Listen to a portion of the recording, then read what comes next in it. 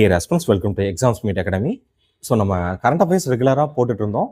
நடுவில் கொஞ்சம் டிலே ஆக ஆரம்பிச்சிருச்சு. இனி வந்து என்னன்னா உங்களுக்கு ஏப்ரல்லேருந்து எல்லா கரண்ட் அஃபேர்ஸும் வர ஆரம்பிச்சிடும். இந்த வீடியோவில் நம்ம எது பார்க்க போகிறோம்னா மார்ச் 1 to 7 வரல இருக்கக்கூடிய கரண்ட் அஃபேர்ஸ்லாம் பார்க்க போகிறோம். ஸோ இது வரலும் டிலே ஆகிட்டு இருக்கிறது. We are sorry. April first வீக்லேருந்து இருக்கிற எல்லாத்தையும் நாங்கள் கவர் பண்ணிடுவோம். சரிங்களா? ஸோ ஃபர்ஸ்ட் கரண்ட் அஃபேர்ஸ் நம்ம கரண்ட் அஃபேர்ஸ் பிரிச்சுருவோம். ஜியாகிரபிக்கலா, எக்கலாஜிக்கலா, பொலிட்டிக்கலா, எக்கனாமிக்கலா அப்படின்றதெல்லாம் பிரிச்சுருவோம். அப்போ ஃபர்ஸ்ட் கரண்ட் அஃபேர்ஸ் என்ன ஆகுது அப்படின்னு சொல்லி பார்த்தீங்கன்னா, ஜியாகிரபிக்கல் கரண்ட் அஃபேர்ஸில் கோயில் மலையார் ஆற்றின் நடுவில் வந்து என்னன்னா ஒரு சிறிய அளவிலான ஒரு அணையை வந்து என்னன்னா கட்டுவதற்கு தமிழ்நாடு அரசு வந்து என்னன்னா அறிவிச்சிருக்காங்க. சரிங்களா? ஸோ இப்போ நம்ம வந்து என்னன்னா ஒரு பெரிய அணையாக இல்லாமல் ஒவ்வொரு ஊர்லேயும் சின்ன சின்ன அணையாக கட்டும்போது என்னன்னா நம்மளுக்கு அந்த ஊரில் நம்மளுக்கு பெரிய நிலப்பரப்பு தேவைப்படுறதில்ல. அந்த ஊரில் உள்ள இயற்கை விவசாயம், அதுக்கப்புறமேட்டு அங்கே உள்ள சூழலியல், இதுக்கெல்லாம் நம்மளுக்கு வந்து என்னன்னா ரொம்ப நம்மளுக்கு லாபகரமாக இருக்குது. சரிங்களா?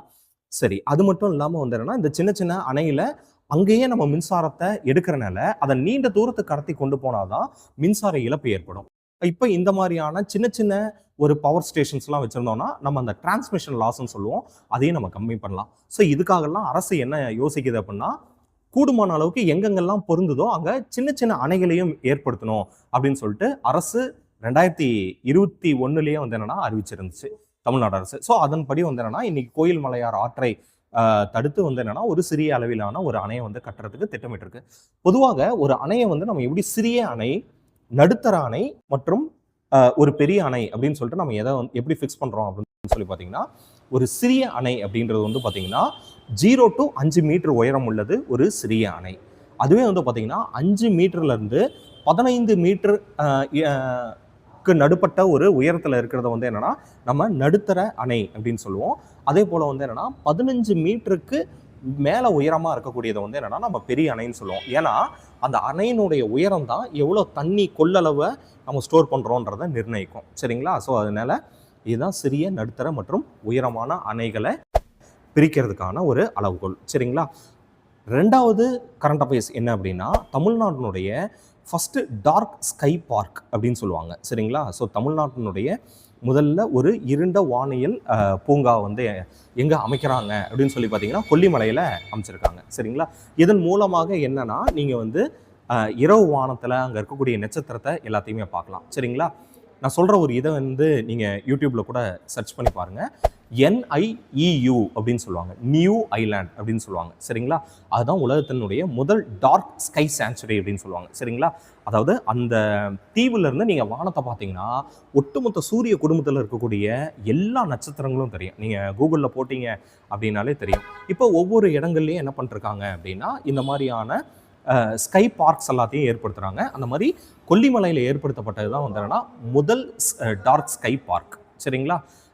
அந்த மாதிரி கமெண்ட்ஸில் சொல்லுங்கள், இந்தியாவுடைய ஃபர்ஸ்ட் டார்க் ஸ்கை பார்க்கு எங்கே அமைக்கிறாங்க அப்படின்றத கமெண்ட்டில் சொல்லுங்கள்.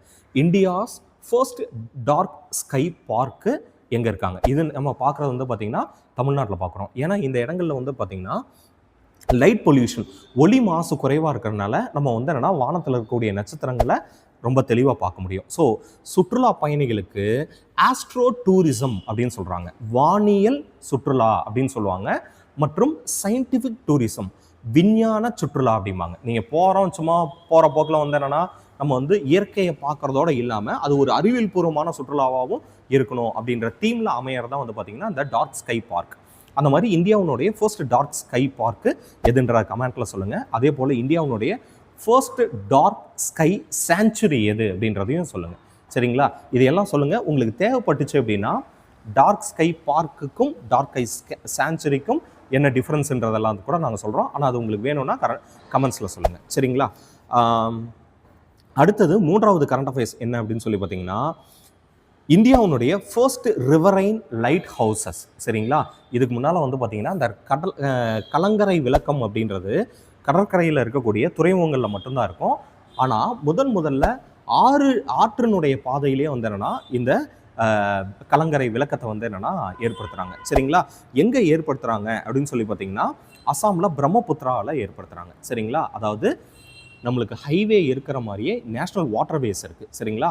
அந்த மாதிரி தேசிய நீர்வழி பாதை 2ல் இதை வந்து ஏற்படுத்துகிறாங்க. மொத்தம் ஒரு 4 இந்த ஆறுனுடைய இந்த நேஷனல் வாட்டர்வேஸ்லேயே மொத்தம் 4 இடத்துல இதை ஏற்படுத்துகிறாங்க. ஒன்று பாண்டு, போகிபில், சில்காட் மற்றும் பிஸ்வநாத் காட் அப்படின்ற இந்த 4 இடத்துல இது பண்ணுறாங்க. இது எதுக்கு அப்படின்னு சொல்லி பார்த்தீங்கன்னா, சமீப காலங்களில் இந்த பிரம்மபுத்திரா அணையில் சுற்றுலா பயணிகளுடைய எண்ணிக்கை அதிகரிச்சிருக்கு. குறிப்பாக வந்து என்னென்னா, இந்த ஆறுகளில் வெளிநாட்டிலலாம் இருக்கிற மாதிரி ஆற்று நடுவில் அல்லது வந்து கடல் நடுவில் போட்டில் வந்து என்னென்னா அவங்க இருக்கிறதெல்லாம் வந்து என்னென்னா இன்றைக்கி சமீப காலகட்டத்தில் அதிகரிச்சிருக்கு. ஸோ அவங்களுக்கு வந்து என்னென்னா ஒரு கைட் பண்ணுற மாதிரி இந்த கலங்கரை விளக்கங்கள் இருக்குது. அதை சுற்றியும் வந்து என்னென்னா நம்மளுக்கு வந்து என்னென்னா பார்க்ஸ் எல்லாம் இருக்குது. அதே சமயம் வந்து என்னென்னா மியூசியம், இது எல்லாத்தையும் வந்து என்னென்னா ஏற்படுத்துகிறாங்க. இது வந்து என்னென்னா சுற்றுலாத்துறையை பூஸ்ட் பண்ணுறதுக்கான ஒரு மிக முக்கியமான ஒரு விஷயமா அரசு கருதுது. சரிங்களா?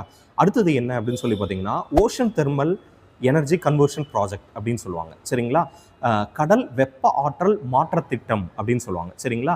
இது எங்கே ஏற்படுத்துகிறாங்க அப்படின்னா, லட்சத்தீவில் இருக்கக்கூடிய கரவாட்டி அப்படின்ற இடத்துல தான் இதை வந்து ஏற்படுத்துகிறாங்க. அதன் மூலமாக என்னென்னா அவங்க ஆற்றல் தேவைக்காக டீசலை பயன்படுத்துறது எல்லாமே இனி வந்து என்னென்னா அவங்களுக்கு குறையும். சரிங்களா? அது மட்டும் இல்லாமல் அங்கே இருக்கக்கூடிய டீசாலினேஷன் பிளான்ட்னு சொல்லுவாங்க.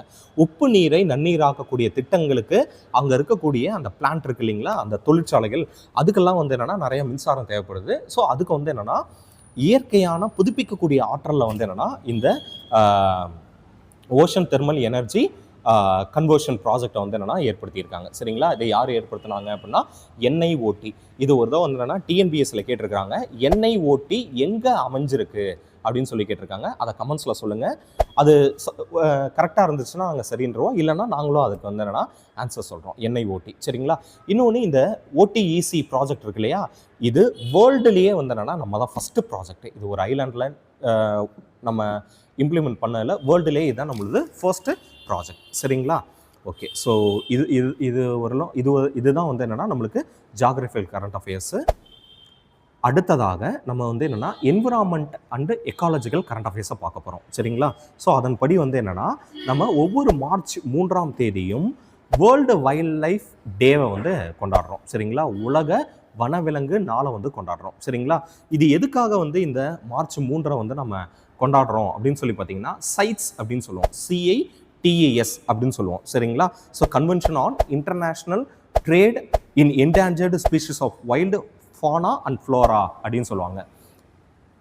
அதாவது ஒரு அழிவின் விளிம்பில் இருக்கக்கூடிய தாவரங்கள் மற்றும் விலங்குகளை நீங்கள் வந்து வெளிநாட்டுக்கு ஏற்றுமதி செய்கிறது போன்ற இதெல்லாம் வந்து என்னென்னா தடை செய்யக்கூடிய ஒப்பந்தம் தான் இந்த சைட்ஸ் ஒப்பந்தம்.